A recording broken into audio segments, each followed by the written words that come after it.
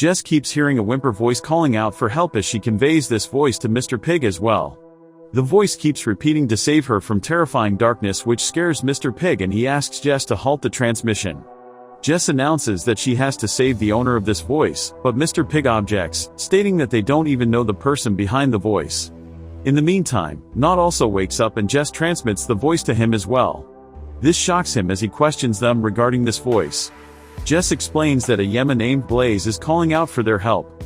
He then inquires about the whereabouts of this mysterious voice as Jess gives him a vague clue regarding the location. Upon hearing this, Nod prepares himself and leaves the inn to save Yema. Mr. Pig and Jess also follow, and on their way, Mr. Pig questions Nod if he has any clue regarding her whereabouts, to which he replies negatively. He then questions Jess why he and Nod couldn't hear her plea directly, since Yemas can transmit their voice to anyone. Nod tells him that transmitting the call indiscriminately could prove fatal and there can be some other reasons as well. Jess further reveals that she tried contacting Blaze herself, but she is not sure if she received her message or not. Hearing this, Mr. Pig stops them, arguing that this wasn't the voice of someone calling for help and that it was more like someone praying for salvation. Nod believes that it is more reason for them to save her, but Mr. Pig objects once again, stating that this whole setup might be a trap. Upon reaching the location certified by Jess, their suspicion thrives further.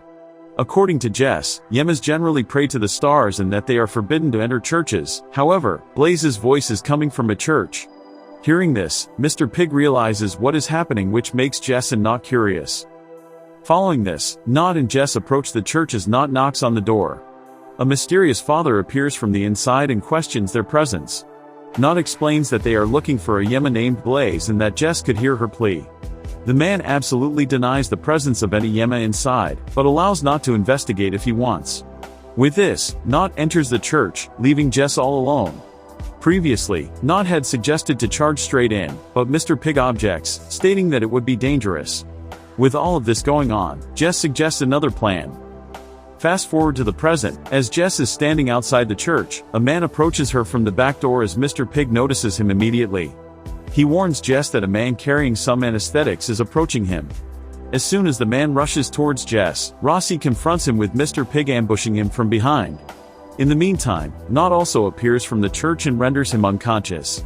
With this, Mr. Pig apologizes to Jess for putting her in danger as they enter the church to locate Blaze. Nod questions Jess regarding her exact location as she reveals that the voice is coming from underground. This shocks Nod, but Rossi manages to locate a secret passage leading to the basement. In the basement, all they could see were blood-ridden cells, and some of them even had eerie collections of Yema organs. After a thorough search, they finally come across a live Yema who is praying to a Yema statue. Nod immediately shatters the cell and hugs Blaze, assuring her that they have come to save her. Following this, they leave the perpetrators outside the church and Nod prepares a letter to leave with the town administration regarding this incident. He also expresses his gratitude towards Mr. Pig for realizing the flaw in his plan and stopping him from rushing straight in. Following this, all of them introduce themselves to Blaze, including Mr. Pig. Nod then asks him if he has a name, but Mr. Pig insists that they refer to him as Mr. Pig as he'd always wanted girls to call him a pig. Blaze also introduces herself as reveals that she used to work for the gravekeepers of Libori, which makes Mr. Pig curious. Seeing Blaze in this torn outfit, Nod starts blushing and asks if she can walk by herself. After guiding Blaze to her room, Nod instructs Jess and Mr. Pig to rest as well since they have a long day ahead. As they are sleeping, Blaze wakes up and approaches Nod, who is cleaning his sword, expressing her gratitude for saving her. Nod, on the other hand, is glad that they were able to find her and appreciates her efforts as well. According to him, not many people can pray with such fervor and that Blaze possesses a strong soul. Following all this, as they are about to leave, Blaze once again expresses her gratitude, stating that she will forever be in their debt. Hearing all this, Mr. Pig suggests that they take Blaze alongside them as traveling alone is way too dangerous. Jess also approves this suggestion, but Nod asserts that having more people with them further inflates the danger for Jess, but they insist and Nod finally agrees. With this, they continue their journey towards the capital. According to Mr. Pig, Blaze seems to be in perfect physical condition even though she was isolated in a cell, and like most Yemas, her personality is quite reserved and she remains quiet. However, each Yema has their own personality, like Jess is a bit more cheerful compared to Blaze. He even compares the breast sizes of Jess and Blaze, commenting that he thought Yemas had small breasts, but that doesn't seem to be the case with Blaze. Jess warns him that both of them can peek into his mind and know what he's thinking, which makes him cautious. Jess then mocks him, stating that he can gawk at anyone's breasts, but this perverted ignorant pig vows to only stare at her breasts since he is her chaperone. Jess further explains that the men in Mysteria often prefer big breasts and even proves this point by diverting his attention towards Not, who is basically staring towards Blaze's breasts.